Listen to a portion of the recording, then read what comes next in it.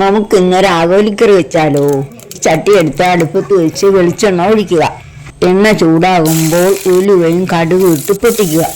ഇതിലേക്ക് ഇഞ്ചി, ഉള്ളി, സവോള, പച്ചമുളക് ചെറുതായി അരിഞ്ഞ് നന്നായി വഴറ്റുക. ഉപ്പിട്ടാൽ ഇവയെ നന്നായി വഴന്ന് കിട്ടും. ഒരു പാത്രം എടുത്ത് മഞ്ഞപ്പൊടി, മുളക് പൊടി, കാശ്മീരി മുളക് പൊടി ഇടുക. ഇതിലേക്ക് കുറച്ച് ചൂടുവെള്ളം നന്നായി മിക്സ് ചെയ്യുക. ഇത് വഴറ്റിയ ഉള്ളിയിലേക്ക് ചേർത്ത് ഇളക്കുക.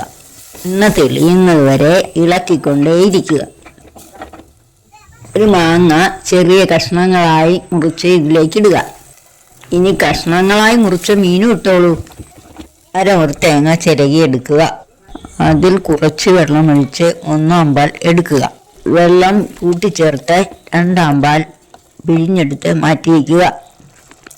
മീൻ നന്നായി ഇളക്കിയ ശേഷം തേങ്ങയുടെ 2/4 പാൽ ചേർക്കുക. 2/4 പാലിൽ കിടന്ന് വേണം ഈ മീൻ വേകാൻ.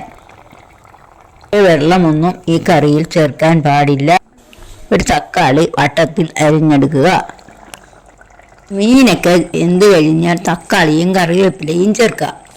ഉപ്പും പുളിയും പാകത്തിന് ചേർക്കണേ. തേങ്ങയുടെ 1/4 പാൽ ചേർത്ത് 1 സ്പൂൺ വെളിച്ചെണ്ണ ഒഴിച്ച് തീ ഓഫാക്കുക.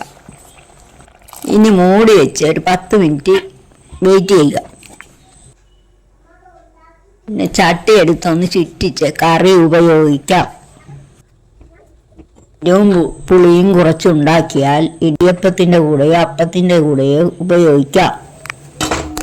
നല്ലൊരു ടേസ്റ്റുള്ള കറിയാണ്. ഇത് നന്നായി ഉണ്ടാക്കി എല്ലാവരും അഭിപ്രായം പറയണേ.